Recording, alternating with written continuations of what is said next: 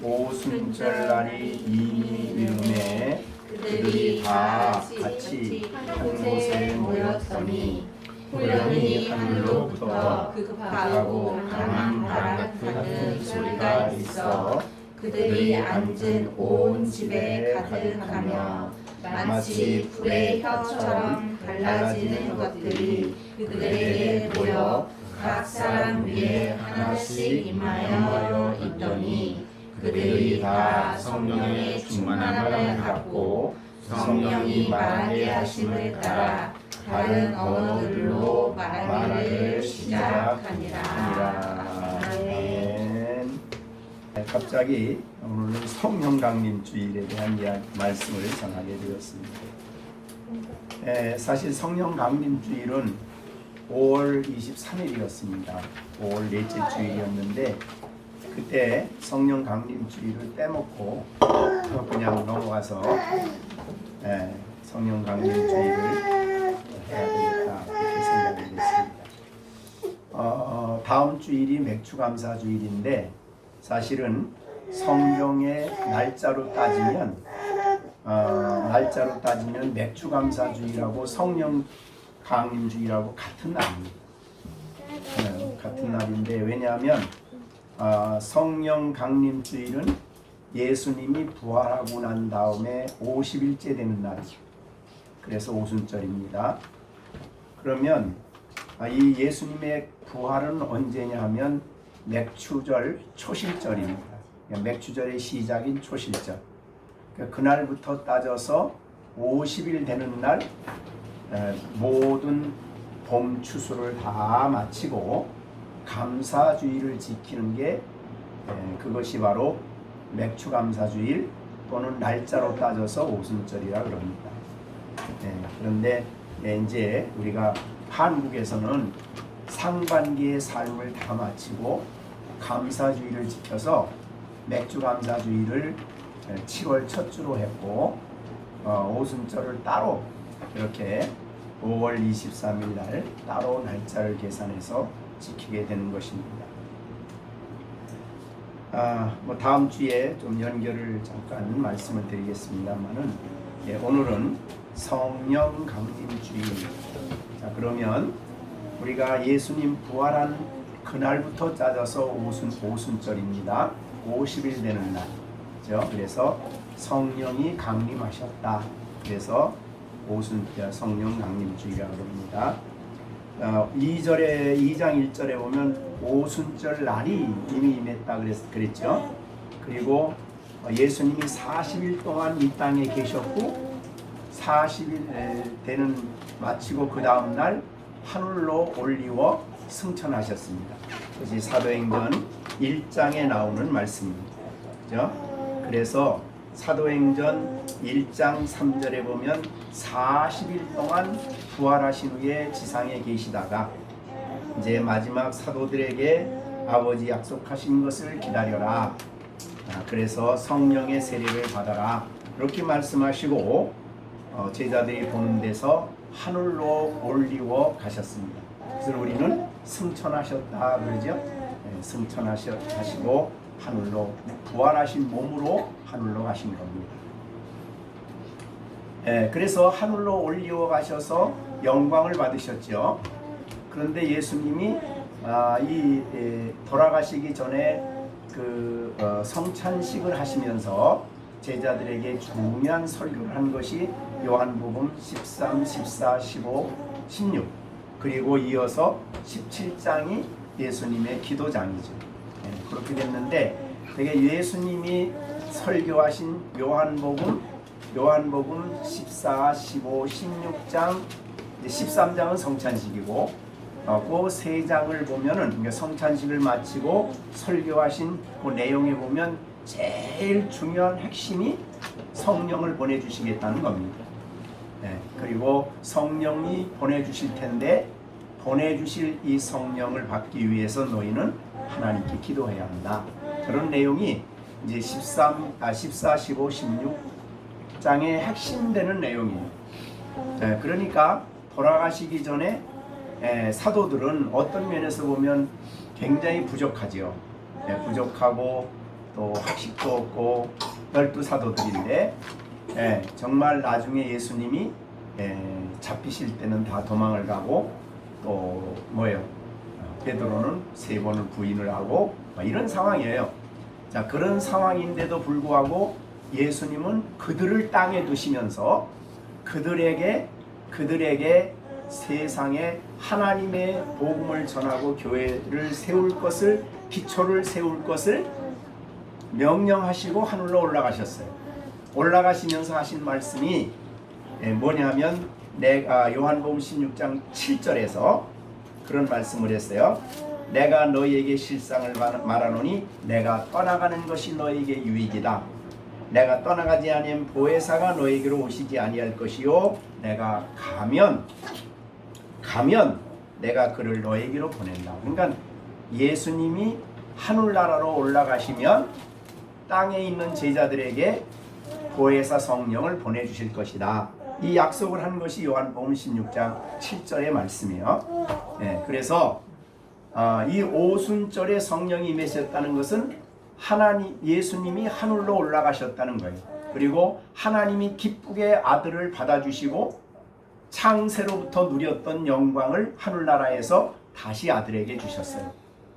그래서 그리고 예수님이 이 땅에서 성육신하셔서 운명하실 때까지 그의 모든 사역이 하나님 백성을 구속하기에 부족함이 없도록 완전하게 이루신 것을 아버지가 기쁘게 받으신 거예요.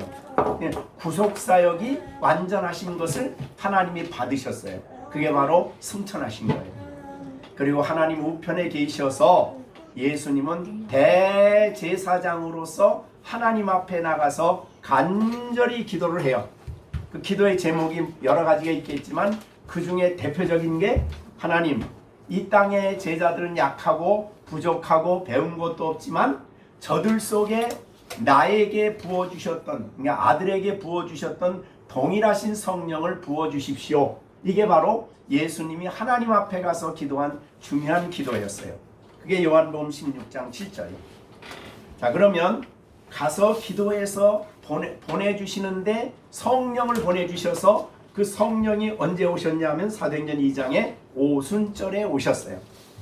이 오순절에 오시기까지 이제 제자들은 마가의 다락방에 모여서 하나님 앞에 기도하며 간구하고 있었는데 그때 모인 사람들이 대개 120명 정도가 돼요. 그죠? 그래서 그들이 기도하기를 전혀 온 마음을 다해서 기도했어요. 그리고 이 기도하면서 마지막 가룟 유다 대신에 마띠아를 택해서 12번째 사도로 세우셨어요. 그래서 성령을 받을 만한 준비가 되어 있기 때문에 하나님께서 오순절이 되어 성령을 보내주신 거예요. 자, 이것이 이제 오순절입니다. 자, 그러면 오순절의 성령을 우리가 생각할 때에 설교 여러분 이미 들은 거지만 다시 듣는다고 생각하세요. 오순절의 성령을 생각할 때 항상 우리는 두 가지를 생각해야 돼요. 하나는 오순절 성령은 단회적인 역사다. 단회성. 그 다음에 단회성이지만은 연속성이 있다. 단회적이지만 연속적이다. 사실은 어떤 면에서 보면 전혀 반대되는 얘기 같아요. 그죠? 한 번 이 땅에 오순절에 오신 그분인데 완전히 제자들에게 임하신 그분이신데 그 성령은 계속해서 아버지와 아들이 이 땅에 교회에게 계속 보내신다는 거예요. 그것이 이제 우리가 얼뜻 보기에는 논리적으로 맞는 얘기가 아니지만 성경이 말씀하기 때문에 우리는 이 말씀을 잘 이해하고 받아들여야 됩니다. 자, 그러면 우선 단회성부터 우리가 생각을 해봐야 돼요. 왜 이것이 단회적이냐? 오순절에 임하신 성령은 그 이전에는 안 계셨나? 계셨죠. 그래서 아브라함이 있는 것이고 다윗이 있는 것이고 구약의 선지자들이 있는 것이고 다 성령이 역사하셨어요. 그 전에도. 그러나 그러니까 이제 요엘서에 말씀한 대로 구약에는 아주 소수의 사람들에게 성령이 충만히 임하셨어요. 그래서 성령의 임하심이 굉장히 제한되었죠. 그래서 우리가 요엘서에 보면 오순절의 성령과 관련해서 사도행전 2장 16절에 보면 이런 말이 있어요. 오순절의 성령이 오신 것은 요엘을 통해, 선지자 요엘을 통해 말씀한 거다 그러면서 17절에 하나님이 말씀하시기를 말세 내가 내 영을 모든 육체요. 그러니까 소수의 사람이 아니에요. 그러니까 이 이스라엘 민족이 광야에 있을 때에 그들 모두에게 성령이 오시질 않았어요. 어떤 사람이 왔냐면 모세, 그리고 70 장로들. 그래서 그 신의 산으로 앞에 갔을 때 거기서 70인과 아론이 있을 때 그들에게 성령이 부어졌어요. 그리고 성령이 부어지니까 여호수아는 성령을 받았는데 그 70인 중에 엘닷과 메닷이라는 두 사람은 거기 참석을 안 하고 집에 있었어요. 그러니까 여호수아가 가서 이 두 사람은 오지 않았는데 집에 있었는데도 명단에 올렸다고 성령이 그에게 임했어요. 그래가지고 막 예언하는 거예요.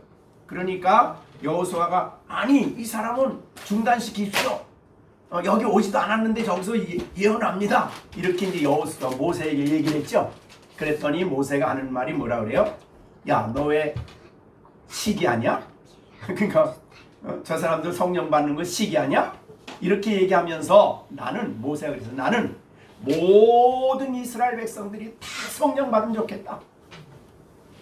그러니까 이스라엘 백성들이 그렇게 하나님 말씀 못 지킨 이유는 딱 한 가지예요. 성령 충만이 안 됐어요.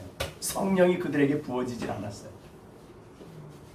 그렇기 때문에 모세는 모든 사람이 성령 부어 받기를 원한다라고 얘기했는데 그 모세의 그 말이 성취된 것이 오순절이에요.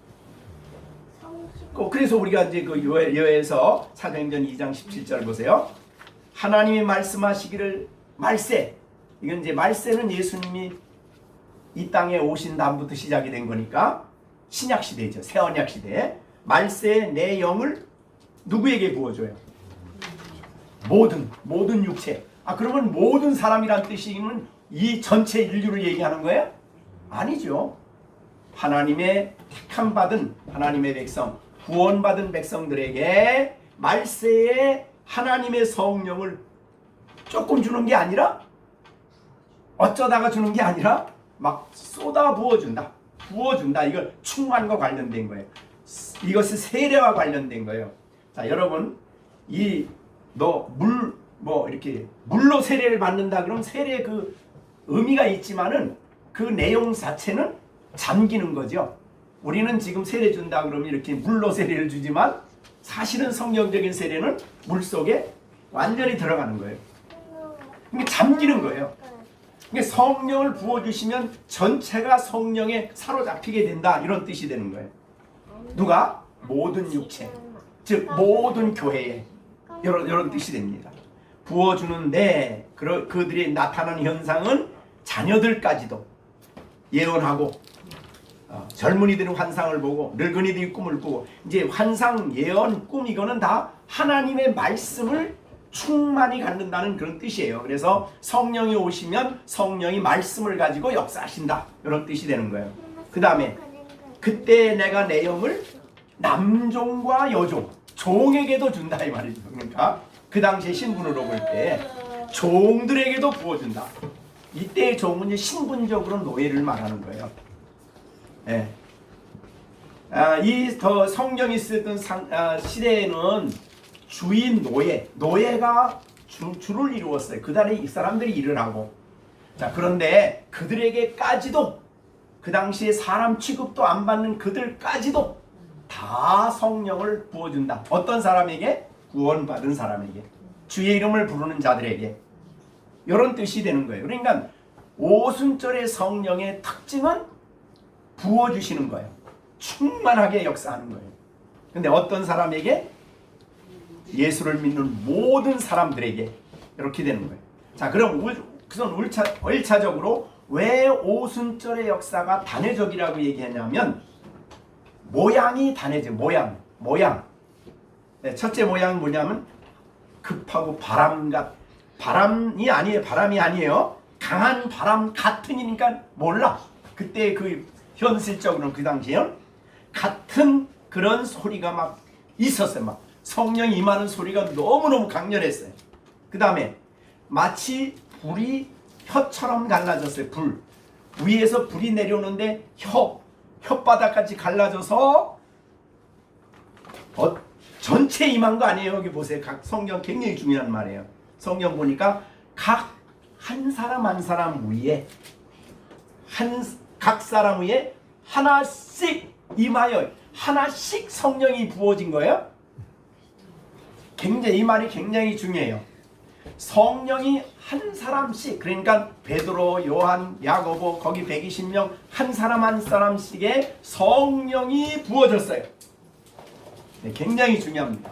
자, 여러분이 이 지구상에, 그러니까 사도행전 여기 오순절 말고 그 다음에 어떤 성경을 보든 또 교부 시대나 또 속사도 시대나 교부 시대나 교회 역사 시대나 뭐 웨일즈 부흥회, 그 다음에 인도 부흥회, 그 다음에 특별히 한국 1907년에 한국 평양대 부흥회, 이런 데도 이런 모습은 한 번도 없었어요. 성령이 부어졌는데. 그러니까 모양적으로 볼 때 단회적이에요. 그러니까 예수님이 이 땅에 오신 성육신 하신 게 뭐예요? 자주 성육신 하십니까? 단회적이죠. 그죠? 예수님이 오십니다. 그 다음에 예수님이 십자가에 죽으심이 계속 죽습니까? 단회적이죠. 그 다음 예수님 부활은 어때요? 단회적이죠. 그 다음에 하늘로 올리어 가셨어요. 올리어 가신 하나님이 이 땅에 성령을 보내주실 때 그것도 단회적이에요. 이 땅에 오셨어요. 이렇게 교회에 임했어요. 단회적으로. 그런데 단회적으로 임했는데 여기 보니까 성령이 임하실 때는 그냥 뭉뚱그려서 120명에 다 임했다 그러지 않아요. 아까 제가 강조한 말씀대로 어떻게 됐어요? 각 사람 위에 하나씩 임했어요. 전부 다. 자, 그러면 각 사람의 입장에서 볼 때는 오순절 성령에 임하신 것은 특별한 임하심이죠. 그 사람에겐 단회적으로 오순절 성령이 오신 거예요. 단회적으로. 그럼 이 성령이 막 떠났다가 또 오고 떠났다가 또 오고 그럴까요? 아니지요. 왜 그랬습니까? 예수님이 말씀하시기를 성령이 오시면 내가 가서 아버지께 구하여 성령이 너에게 오실 텐데 오시게 되면 요한복음에 보면 뭐라고 말씀하셨어요? 요한복음에 성령이 오시면 너에게 오시면 떠난다 그랬어요? 안 떠난다 그랬어요? 성령은 우리에게 요한복음 14장 한번 보겠습니다.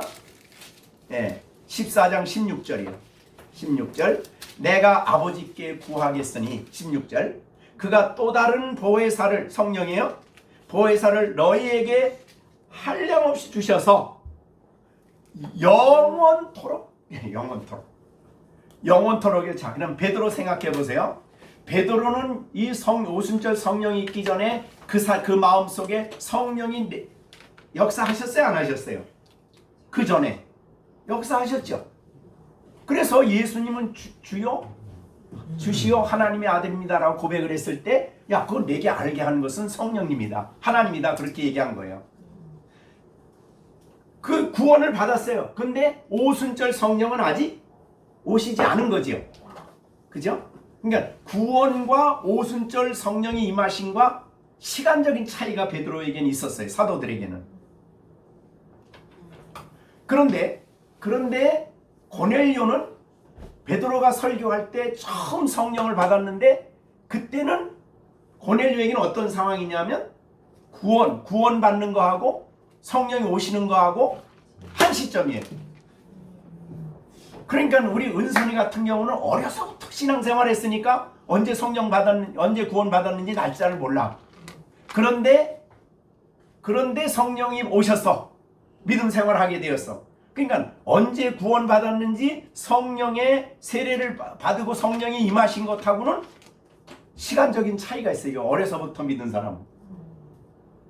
그런데 중간에 믿거나 중간에 확신 있게 그 확신과 함께 온 사람에게는 시간이 한 시점이 될 수도 있어요. 그런 차이가 있어요. 베드로나 사도들은. 그러나 어떻든 오순절에 오셔서 강력한 성령으로 오순절에 오신 그들은 사도들 한 사람 한 사람에게 어떻게 했어요? 다 임했죠. 근데 베드로 한번 예를 들어볼게요. 이제 자, 베드로에게 임했어요.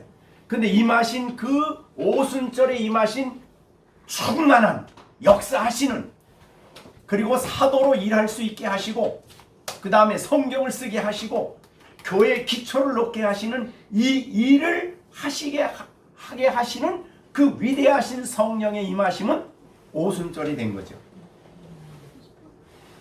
그런데요, 베드로가 이제 사역을 감당했어요. 하다가 너무 힘들어. 좌절할 때도 있고 힘들 때도 있고 그랬어요. 그럴 때 이 오신 성령은 떠났어요? 계셔요? 계시지만 하나님으로부터 다시 그때그때마다 오셔서 힘도 주시고 가르쳐도 주시고 감동도 주시고 성경을 쓰게도 하시고 그런 일을 하시는 거죠. 그래서 나중에 이제 우리가 이따 말하겠지만 한번 오신 하나님 성령은 영원토록 계시지만 계속 오시는 거예요. 계속. 이게 굉장히 중요합니다. 여러분들 신앙생활 이따 좀 더 자세히 설명을 할게요. 자, 그러면 베드로가 이제 사명을 마치고 순교하고 그 순교할 때도 베드로가 개인적으로 용기가 있어 했을까요? 아니면 성령의 강력하신 가마 속에 있을까요? 성령의 충만하신 역사 속에 그런 일을 한 거예요. 자, 그런데 죽었어요. 어떻든 죽었으면 베드로는 어디로 갔을까요? 천국 갔겠지요? 천국에서는 성령이 함께 계실까요? 안 계실까요? 베드로하고 계시죠. 여기 왜서 영원토록 그랬어요. 영원토록 천국에 가도 영원토록 거기서 영원토록 성령이 계시는 거예요. 그러니까 한 번 오신 이 성령은, 이 오순절 성령은 한 번 그 안에 내주하시면 영원토록 계시는 거예요. 그게 바로 오늘 베드로 요한복음 14장 16절입니다. 그러니까 단번에 오신 하나님은, 성령은 단번 떠나지 아니하시고 영원토록 계시는 분이에요. 자, 이것이 이제 단회성이라고. 이거는 베드로뿐만이 아니에요. 그 다음에 다른 사도들도 마찬가지예요. 120명도 마찬가지예요. 아시겠죠? 근데 이 특히 120명 말고 12명은 사도로서 역할을 감당하도록 성령이, 특별한 성령이 그들에겐 역사하셨어요. 특별히.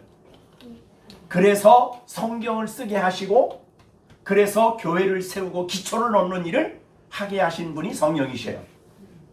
그러니까 굉장히 사도들의 역사는 개인의 어떤 열정이나 개인의 계획대로 된 것이 아닙니다. 분명히 우리가 그거를 아셔야 돼요.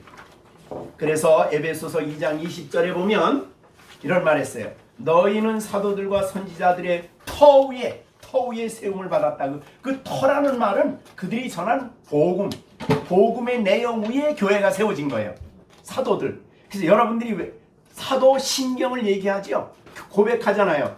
그 사도 신경이 뭐예요? 사도들이 가르쳐준 진리예요. 그 진리, 그 말씀 위에 교회가 세워진 거예요. 그러니까 우리가 믿는다는 것은 사도들이 믿었던 그 내용을 우리가 똑같이 믿는 거예요.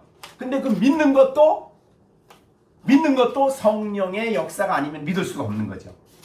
여러분들이 사도신경을 내 믿음으로 고백한다면 내 안에 누가 그것을 고백하게 한 거냐면 성령이 믿음을 주셔서 이렇게 된 거죠. 자, 그래서 사도들은 아주 특별히, 그러니까 베드로 개인적으로 볼 때는 단회적으로 온 성령이 떠나지 아니하시고 그 사명을 마칠 때까지 성경 베드로 전후서를 쓸 때는 더욱 강력하게 역사해서 성경을 쓰게 한 거예요. 베드로 전후서를. 그리고 난다. 그러나 베드로도 사람이기 때문에 실수했죠. 갈라디아서에 보면은 안디옥에 갔다가 유대인들이 오니까 어떻게 했어요? 음식을 이방인들하고 막 형제라고 막 기쁘게 먹다가 유대인 믿는 사람들이 오니까 갑자기 일어나서 나가. 왜 나가요? 예, 왜 그러냐면 내가 유대인인데 어떻게 이방인하고 같이 한 자리에서 먹어? 근데 우리는 먹어야 되잖아요. 형제니까. 근데 그 복음 진리를 잊어버리고 그들이 두려워서 도망을 갔어요. 그래가지고 나중에 바울이 공개적으로 막 얘기를 했어요. 네가 어떻게 복음과 합당한 행동을 하지 않느냐? 책망한 거죠. 만약에 그 책망하지 않았다면 교회가 유대인 교회, 이방인 교회가 나눠질 뻔했지. 그런 실수도 했어요. 그렇지만 그런 베드로 전서후서를 말년에 쓸 때는 어떻게 했을까요? 그 쓰게 하신 분은 그죠, 성령의 감동이시죠. 오순절에 단번에 임하신 그 안에 영원토록 계시는 그 하나님이 갑자기 영향을 미치고 감동을 주어서 절대 실수하지 않도록 베드로 전후서를 쓰게 하신 거예요. 내 안에 단번에 오신 예수님 떠나지 아니고 영원토록 계시면서 필요할 때에 아버지가 성령을 보내주셔요. 계속. 그래가지고 일을 하게 하시고 역사하게 하시는 거죠. 자, 그러면 베드로는 단회적으로 받았는데 영원히 있어요. 그러면 베드로에게만 그러냐? 사도들만 그러냐? 아니죠. 자, 여러분도 동일한 성령을 받으신 분들이죠. 그죠? 그래서 예수님을 요엘서에 말한 대로 주의 이름을 부르는 사람들은 하나님이 그 안에 오순절에 임하신 성령을 부어주신.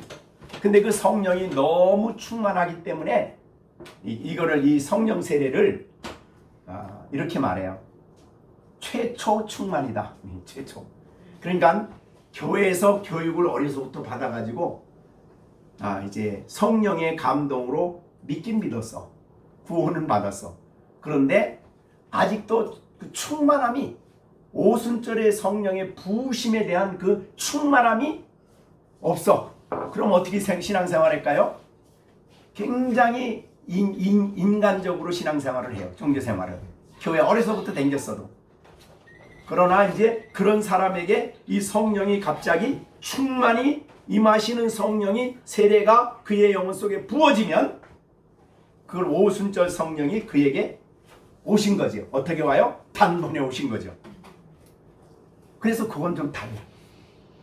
자, 베드로가 오순절이 있기 전에 거듭났지만 오순절 성령은 오순절에 받았죠. 그 차이예요. 그러니까 성령이 한 시점에 같이 오는 분도 있고 따라오는 분도 있어요. 그러나 어떻든 성령이 강력하게 오시면 부어주는 거기 때문에 받는 사람이, 신앙생활하는 사람이 내 안에 하나님의 성령이 역사한다는 것을 너무너무 경험을 하고 알아요. 그래서 이거를 최초 성령 충만이라 그래요. 최초. 첫 번째요. 첫 번째. 성령이 충만해지면 그게 이제 어느 때인지 자신은 모를 수도 있고 알 수도 있지만 대개 경험이니까 경험이니까 대개 알아요.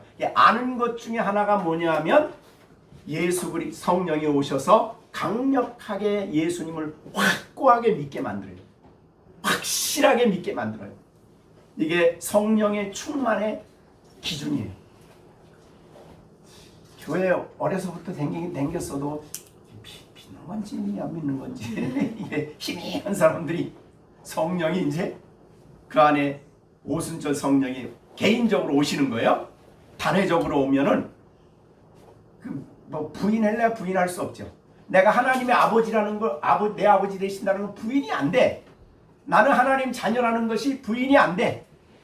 그러니까 이 기본적인 복음으로 말미암아 내가 의롭다면 얻은 것들이 아무리 누가 와서 네가 무엇을 의롭다면 얻었냐고 아무리 떠들어도 부인이 안 돼. 그게 내 진리예요. 내 안에 확실한 진리예요. 그래서 우리가 로마서를 공부하면서도 성령 충만 받을 수도 있고 그래서 그 확실히 내 안에 확신이 오는 거죠. 자, 그러면 성령이 우리에게 이제 오셨어요. 오시는 거는 이게 믿음이 확실하지 않은 사람 그래서 기도해야 돼요. 성령을 우리에게 달라고. 그래서 누가복음 11장에 보면 16절에 보면 기도하면 구하면 하나님이 성령을 주신다 그랬어요. 자, 그러면 이제 그건 이따 더 설명하기로 하고, 자, 그러면 한번 여러분에게 성령이 오시면 요한복음 14장에 있는 말씀, 16절에 있는 말씀처럼 떠나가지 않는다. 영원토록 계신다. 이 말은 이제 이해가 됐죠. 그런데 영원토록 계셔서 우리 가운데 이제 사도들과 같이 일한 사람들이 있고, 또 다른 이런저런 전도자로 일한 사람이 있고, 그는 성령이 특별한 은사를 주는 거예요. 로마서에서 아까 지난번에 말한 대로 필요할 그에게 쓰시기 위해서 아버지의 뜻에 명령에 따라서 그에게 은사를 주셔요. 그래서 그 은사를 가지고 이제 섬기고 일을 하거든요. 자, 요것만은 여러분들이 확실하셔야 돼요. 자, 그런데 이제 이 두 번째 우리가 알아야 될 것은 계속적으로 오신다는 거예요. 자, 이 계속적으로 오시는 것을 우리에게 보여준 말씀이 요한복음 15장이에요. 26절. 자, 우리 한번 같이 읽어보겠습니다. 15장 26절. 내가 아버지께로부터 너희에게 보낼 보혜사 곧 아버지께로부터 나오시는 진리의 성령이 오실 때 그가 나를, 이게 굉장히 중요한 말이에요. 여기에 아버지로부터 오신다 이 말이죠. 자, 하나님은 삼위일체로 계시죠. 그래서 여러분들이 성령이 내 안에 계신다 그렇게 말할 때는 사실은 영적으로 보면 아버지도 함께 계시고 아들도 계신 거죠. 그게 어디냐면 요한복음 14장 20절이에요. 자, 우리 우선 18절부터 봅니다. 내가 너희를 고와 같이 버려두지 않고, 그러니까 승천하시는 예수님은 이 땅에 너희를 고와 같이 버려두지 않는다. 그런 말이에요. 아니하고 너희에게로 뭐한다? 온다. 그 온다는 말은 부활한 몸이 온다는 뜻이 아니에요. 영으로, 즉 성령이 오실 때 성령과 함께 오신다는 뜻이에요. 그게 여기 오리라. 그래서 조금 있으면 세상은 나를 보지 못. 부활하신 예수님 못 봐요, 세상은. 그러나 너희는 나를 본다. 왜? 우리는 예수님 믿음으로 죄에 죽고 하나님께서 살았기 때문에. 그 다음에 20절 같이 읽어봅니다. 20절 시작. 그날에는 내가 아버지 안에, 너희가 내 안에, 내가 너희 안에 있는 것을 너희가 알리라. 자, 보세요. 내가는 예수님이죠. 아버지 안에 있어 예수님이. 그죠? 그 다음에 너희가 내 안에 있어. 그 다음에 내가 너희 안에 있어. 그럼 어떻게 돼요? 예수님이 아버지 안에. 그럼 예수님이 너희가 내 안에 있으면 내 안에 누구도 같이 있는 거죠? 아버지도 같이 있는 거예요. 그런데 이때에 예수님이 우리 안에 있고 우리가 예수님 안에 있다는 것은 성령이 오심으로, 그렇게 성령과 함께 오신 예수님이 그렇게 우리와 연합됐다는 거예요. 그러니까 그래서 우리가 삼위일체를 얘기하는 거예요. 인격적 아버지와 아들과 성령이 다르시지만 놀랍게 하나님은 하나 일체다. 삼위일체다 이 말이죠. 자, 그래서 이제 성령이 아버지가 계셔요. 그 이제 성령을 받은 우리들인데 아버지 안에 함께 있는데, 야, 오늘 성경을 우리 청진우 집사님 성경을 읽는데 얘에게 내가 이 말을 하고 싶다. 아버지가 그렇게 얘기를 하셨어요. 이 말을 내가 하고 싶다. 근데 이제 정 집사님 성경을 읽어. 그러면은 아버지가 그렇게 하면 아버지가 아버지의 말씀을 듣게 하고자 하기 위해서 아버지가 누구를 보내셔요? 성령. 딴 데서 보내는 게 아니에요. 함께 계시던 성령을 보내시는 거예요. 누구를 통해서 보냐면 아들을 통해서 성령을 보내주셔가지고, 성령이 오셔가지고 그 성령 읽는 나의 마음 속에 갑자기 감동을 주시고 깨달음을 주셔서, 이게 나에게 한 말이구나, 이렇게 받아요. 그랬을 때에 우리는 어떤 생각을 해요? 어떻게 받아들입니까? 아버지로부터 성령이 내게 오셔서 진리의 말씀을 깨닫게 하셨다 그래요. 그래서 나오시는 거예요. 그러니까 나오시는 것은 아버지의 보냄을 받아 아들을 통해서 계속 오시는 거예요. 계속. 아시겠어요? 없던 분이 오는 게 아니에요. 내주하시지만 아버지의 보냄을 받아서 우리 안에 성경을 깨닫게 하시고 또 사명을 감당하게 하시고 우리를 가르쳐 주시고 여러 가지 성령의 역사를 하시기 위해서 우리에게 오시는 거예요. 대표적으로 성령이 충만히 역사하는 방법은 바로 말씀을 가지고 일하시는 거예요. 말씀을 여러분들이 확실하게 깨달으면 그리고 우리 어떻게 표현해야 되냐면 성령이 내게 충만하게 역사하셨다 이렇게 얘기해요. 자, 그러면 이제 여러분이 성경을 읽을 때 이렇게 하나님, 내가 오늘 성경을 읽으려고 그러는데요, 내게 하나님의 거룩한 성령을 보내주셔서 내게 가르쳐 주시고, 우리 여러분이 성경에 보면 그런 말이 있어요. 너희가 세상의 영을 받지 아니하고 하나님의 영을 받은 것은 왜 뭐하게 하기 위해서냐면 고린도전서 2장에 그랬죠. 네. 잘 보세요. 고린도전서 2장입니다.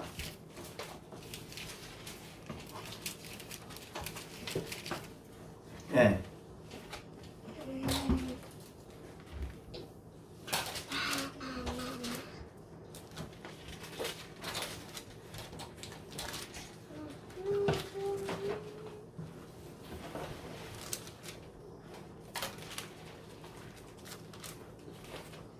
네, 12절이죠? 12절 같이 읽어봅니다. 12절 고린도서 2장 12절 시작. 우리가 세상의 영을 받지 아니하고 오직 하나님으로부터 온 영을 받았으니 이는 우리로 하여금 하나님께서 우리에게 은혜로 주신 것들을 알게 하려 하심이라. 그러니까 은혜로 주신 것들이 그것이 칭의도 될 수 있고 그것이 성경의 가르침의 여러 가지 말씀들이에요. 내가 너와 함께한다. 내가 너를 떠나지 않는다. 성경을 읽는 모든 말씀들이 은혜로 값없이 준 건데 그거를 알게 하시는 분이 내 안에 오신 성령이에요. 근데 여기서 하나님께로 온 영을 받았기 때문에 그 일을 하는 거예요, 성령이. 자, 그러면 성경을 볼 때에 또 우리가 하나님의 말씀을 읽고 그것을 올바로 깨달으려면 어떻게 하셔야 되냐면 하나님이 그 말씀을 깨닫게 하기 위해서 내게 성령을 보내주셔야 돼요. 그래서 내게 성령을 부어주십시오. 이렇게 기도하는 거예요.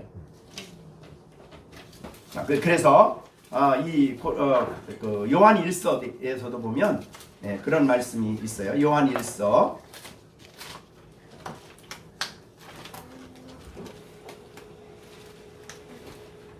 2장 27절입니다.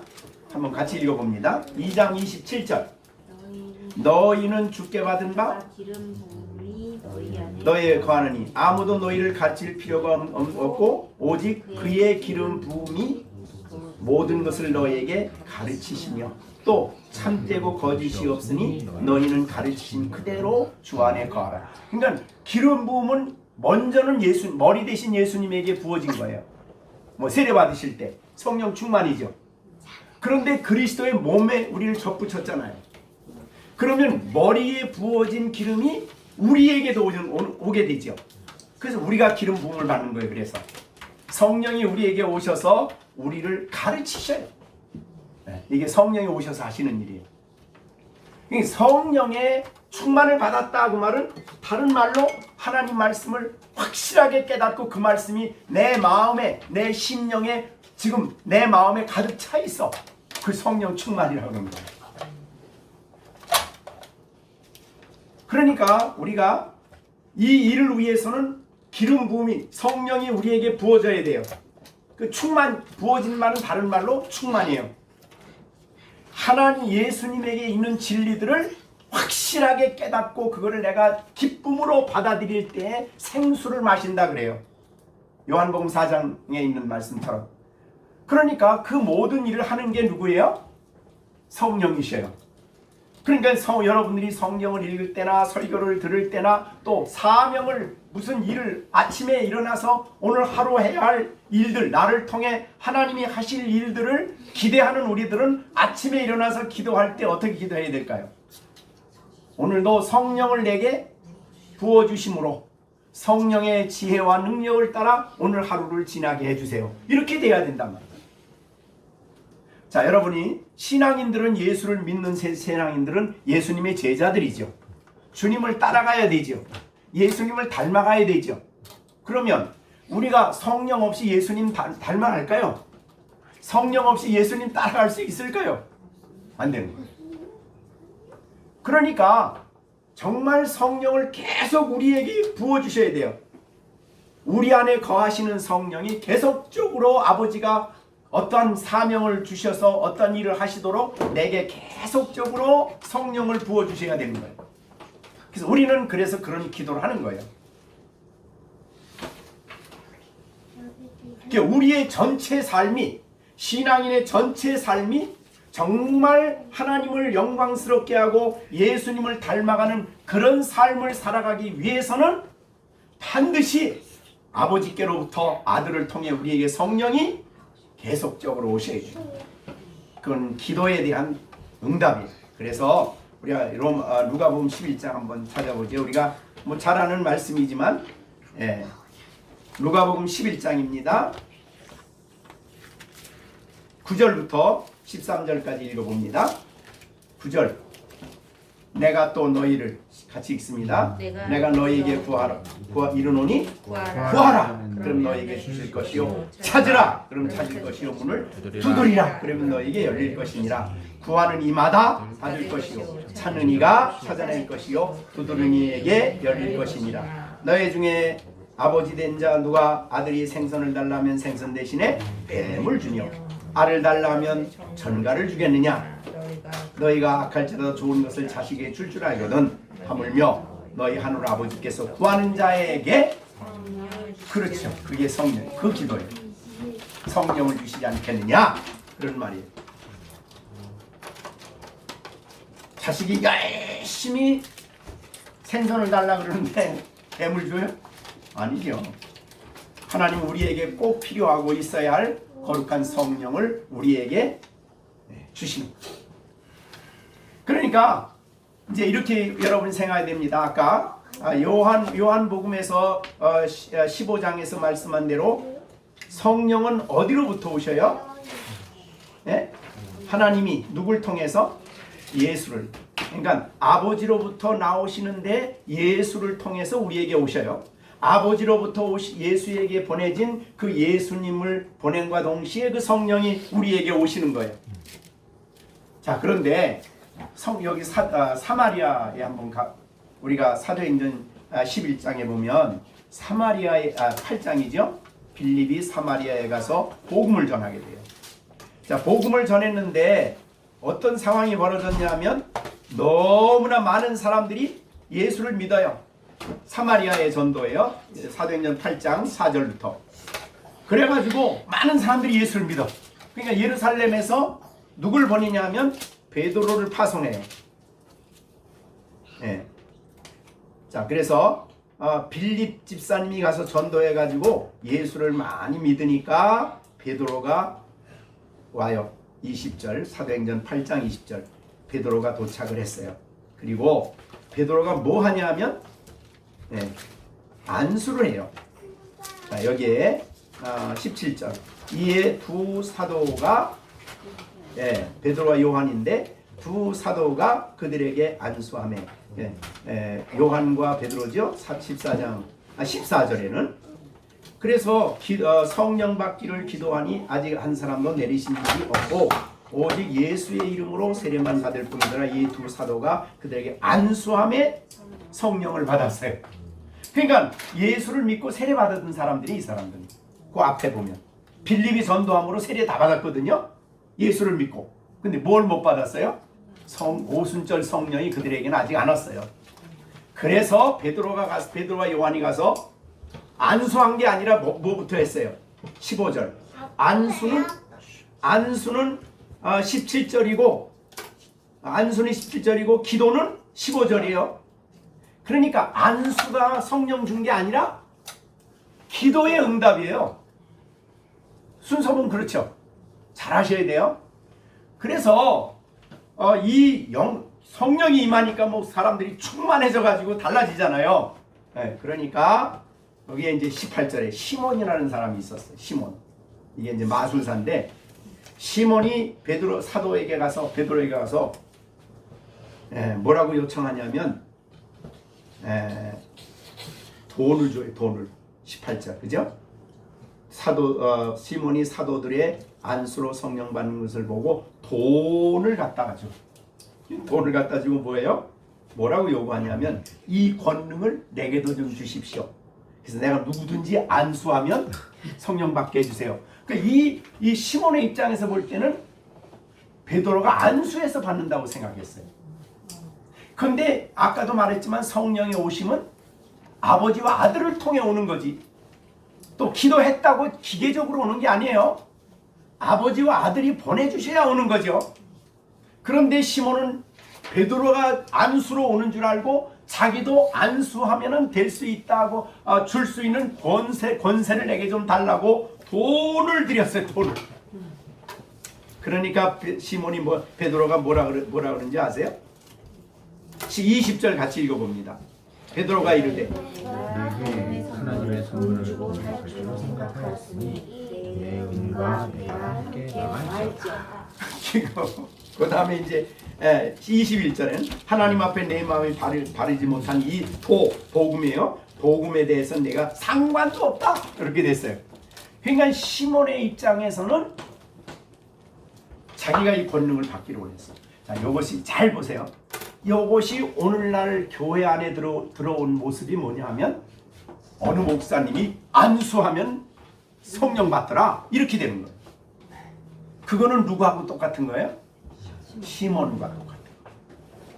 캐톨릭에서는 그 사제가 그 성체를 나눠줄 때 성령을 받는다 그래요. 거짓말이죠. 그러니까 오늘날 무슨 목사가 안수해서 성령 받는 거 아니에요. 성령은 누구로부터만 와요? 아버지와 아들로부터. 그러니까 이거를 속으면 안 돼요. 그러니까 이게 속아서 이단으로 사람들이 넘어가는 거고 이상한 데로 가는 거예요. 사람들이. 그거는 시몬을 따르는 길이에요. 멸망의 길이에요. 그거는. 그러니까 오직 성령의 오심은 한 가지 길밖에 없어요. 예수님이십니다. 주시는 분은 아버지 하나님이십니다. 그럼 우리가 그걸 받기 위해서는 누가복음 11장 16절에 있는 대로 기도하셔야 되는데 보통 기도가 아니에요. 어떻게 기도해요? 찾으라, 두드리라, 왜 그렇게 세 가지를 같은 말을 반복했어요? 그 계속하라는 계속.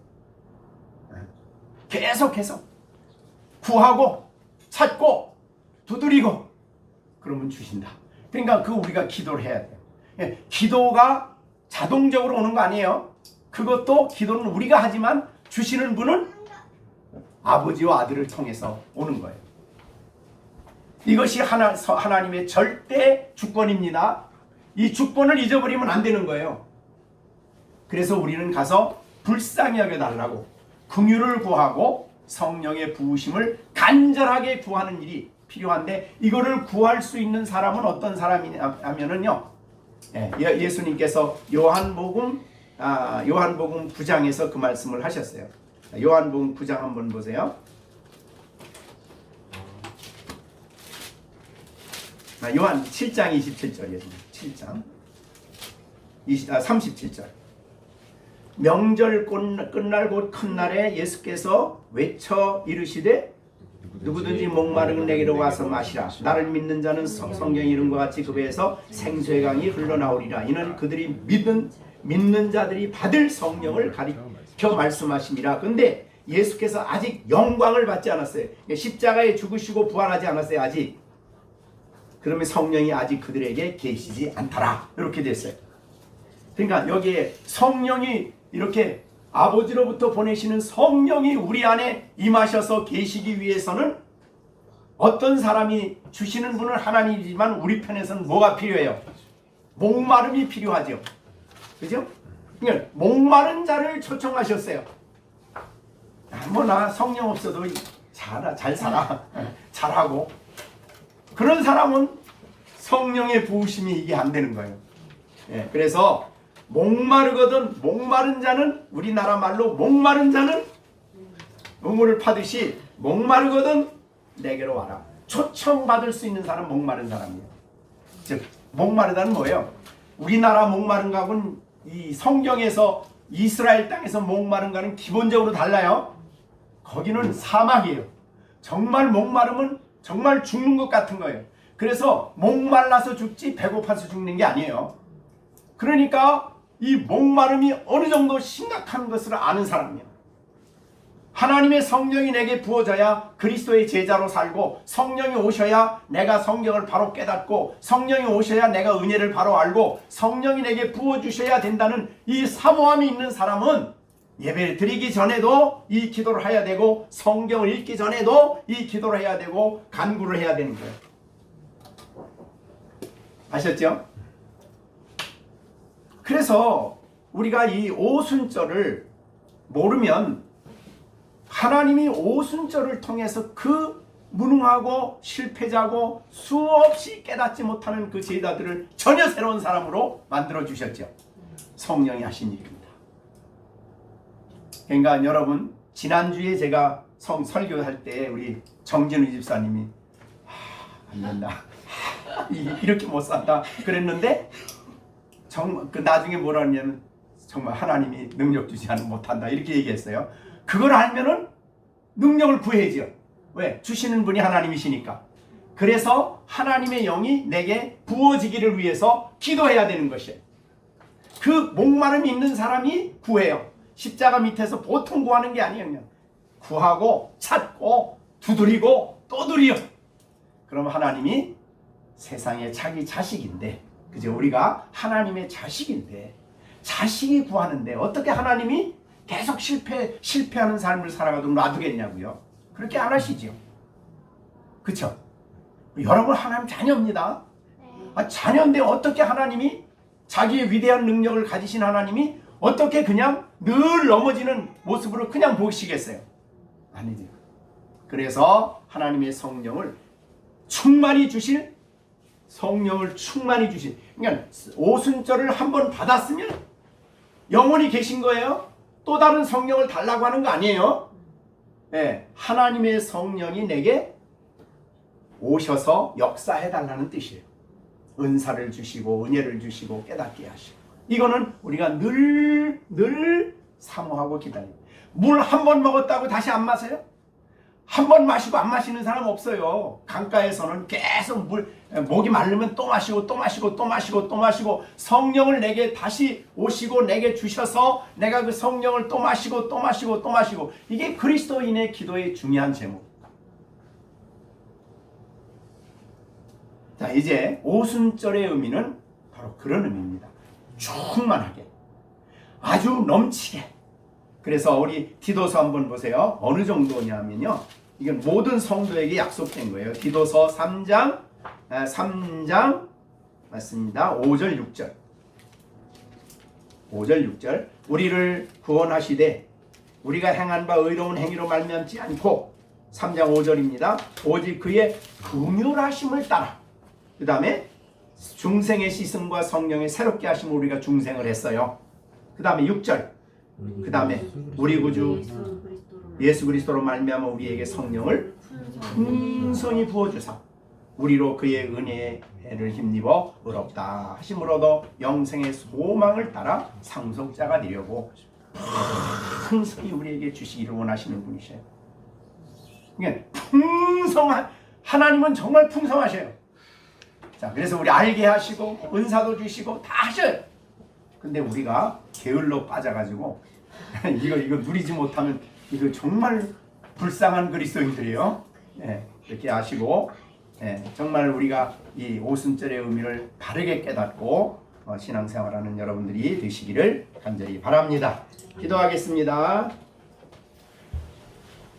우리 다 같이 오늘 주신 말씀 생각하시면서 한 가지 기도 제목입니다. 우리가 주의 말씀을 깨닫는데도 성령이 내게 오셔야 하며, 그 말씀을 순종하는데도 성령이 내 안에 역사하셔야 되는데, 또 내가 사랑에 정말 하나님의 성령에 사로잡혀 직장에서도 어디에서도 성령의 도우심을 힘입어 일하고 신실하게 일하며 빛된 생활을 살아가며 소금의 역할을 하며 하나님의 교회에서도 맡겨진 일을 기쁨으로 감당하기 위하여 하나님의 성령이 오늘도 내게 오셔야 합니다. 날마다 내가 또 마시고 또 마시고 또 마셔서 성령 충만한 가운데에 사명을 감당하고 그리스도인으로 살아갈 수 있게 해달라고 다 같이 합심해서 기도하겠습니다. 기도하십시다. 은혜로우신 아버지 하나님, 사명을 감당함에 있어서 성령의 역사하심이 너무나 중요합니다. 날마다 우리 안에 이미 오셔서 영원토록 함께 계시는 성령이 계시지만, 그러나 아버지로부터 아들을 통해 끊임없이 나오셔서 나를 새롭게 하시고 깨닫게 하시고 변화시켜 주시고 능력 있게 하시고 힘 있게 하시고 아버지의 뜻을 순종하는 삶을 살아가게 하여 말씀을 전할 때마다 성령이 오셔서 하나님의 말씀을 성령의 능력과 권능으로 전할 수 있도록 은혜 베풀어 주시옵시고, 아버지 하나님 복음을 전함에 있어서 성령의 나타나심과 역사하심이 내 안에 충만하게 하여 주시옵소서. 모든 말씀을 주님께 부탁하고 예수님의 이름으로 기도하옵나이다. 아멘.